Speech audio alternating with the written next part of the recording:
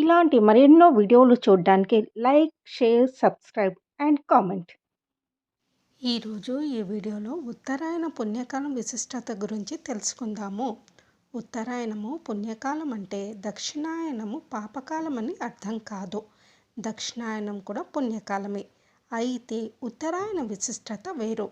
ఆయనం అనగా పయనించడం అని అర్థం. ఉత్తర ఆయనం అంటే ఉత్తర వైపుకి ప్రయాణం అని అర్థం. సూర్యుడు భూమికి కొంతకాలము దక్షిణం వైపు ప్రయాణించడము, తర్వాత దక్షిణం వైపు నుంచి ఉత్తరం వైపుకు ప్రయాణించడం జరుగుతూ ఉంటుంది.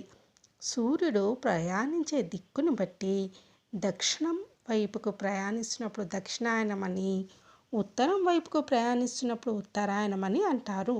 సూర్యుడు ప్రయాణించే దిక్కును బట్టి భూమిపై వాతావరణంలో మార్పులు సంభవిస్తుంటాయి.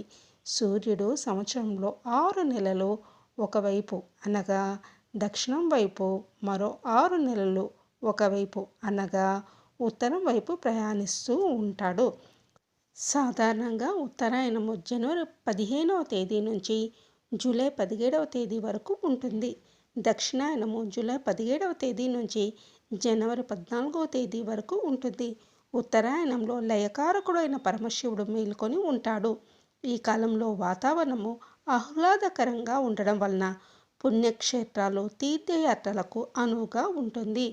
మనము ఉత్తర దిక్కును, ఉత్తర భూములను పవిత్రంగా భావించడం వల్లను, వేద జననము ఉత్తర భూముల్లో జరగడం వల్లను, హైందవ సంస్కృతి, జ్ఞాన విజ్ఞానము, భాష, నాగరికత ఉత్తరాది వైపు నుంచి దక్షిణాది వైపునకు రావడం వల్లను, సమస్త భాషలకు తల్లి అయిన సంస్కృతము ఉత్తరాది వైపున పుట్టడం వల్లను, సమస్త ఋషులకు, దేవతలకు, పండితులకు ఉత్తర భూముల ఆవాస నివాస స్థానాలు కావడం వల్లను, ముఖ్యంగా ప్రత్యక్ష నారాయణుడు సూర్య భగవానుడు ఉత్తర పదచలనం చేయడం వలను ఉత్తరాయణ కాలంను పుణ్యకాలంగా హిందువులు భావిస్తారు. సూర్యుడు సంవత్సరంలో 6 నెలలు ఒకవైపు అనగా దక్షిణం వైపు, మరో 6 నెలలు ఒకవైపు అనగా ఉత్తరం వైపు ప్రయాణిస్తూ ఉంటాడు. భూమిపై రాత్రి పగలు ఎలా ఉంటాయో అలాగే దేవతలకు కూడా రాత్రి పగలు ఉంటాయని, సూర్యుడు భూమిపై దక్షిణం వైపు ప్రయాణిస్తున్నంత కాలం రాత్రిగాను, ఉత్తరం వైపు ప్రయాణిస్తున్నంత కాలం పగలుగాను అభివర్ణించారు. మానవులు రాత్రులు నిద్రపోయి పగలు ఏ విధంగా మేల్కొంటారో అలాగే దేవతలు కూడా ఉత్తరాయణం నందు మేల్కొని ఉంటారని, వారు మేల్కొని ఉండగా అడిగిన కోరికలు వెంటనే తీరుస్తారని, ఆ విషయం అందరికీ తెలియజేయడం కోసం పెద్దలు ఈ పండుగలను జరపడం మొదలుపెట్టారు. ఈ రోజు నుంచి స్వర్గద్వారాలు తెరిచి ఉంటాయని పురాణాలు పేర్కొన్నాయి. ఎందుకంటే ఈ మకర సంక్రమణం దేవతలకు పగటి కాలం కావడమే ప్రధాన కారణం. ప్రతి సంక్రమణానికి పితృతర్పణాలు ఇవ్వాలి. అయితే 11 సంక్రమణాల్లో ఇవ్వకపోయినా ఈ మకర సంక్రమణం సందర్భంగా మాత్రం తప్పకుండా పితృతర్పణాలు ఇస్తారు.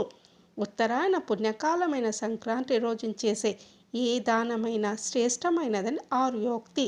ఉత్తరాయణ కాలంలో చేసే దానాల్లో ధాన్యం, ఫలాలు, విసనకర్ర, వస్త్రం, కాయగూరలు, దుంపలు, నువ్వులు, చెరుకు మొదలైనవి ఉత్తమమైనవి. ఈ కాలంలో గోవును దానం చేస్తే స్వర్గవాసం కలుగుతుందని లోక విశ్వాసం. కురుక్షేత్ర యుద్ధంలో అపశయ్యపై ఒరిగిన భీష్ముడు ఉత్తరాయణ పుణ్యకాలం వచ్చిన తర్వాతనే ప్రాణాలు వదిలాడు. ఈ ఉత్తరాయణ కాలంలోనే చెట్లు కొత్త చిగుళ్ళు తొడిగి, పుష్పించి, కాయలు కాచి మధుర ఫలాలను అందిస్తాయి. ఈ కాలంలోనే పసిపాపలు ఎక్కువగా జన్మిస్తారు. ఎక్కువగా ఈ కాలంలోనే కుమారీమణులు పుష్పవతులు అవుతారు. స్త్రీ పురుషుల మధ్య పరస్పర ఆకర్షణ ఎక్కువగా ఏర్పడేది ఈ కాలంలోనే. ఇన్ని కారణాల వల్ల ఉత్తరాయణ కాలము పుణ్యకాలం అయింది. 2025వ సంవత్సరంలో ఉత్తరాయణము జనవరి 15వ తేదీ నుంచి ప్రారంభమవుతుంది.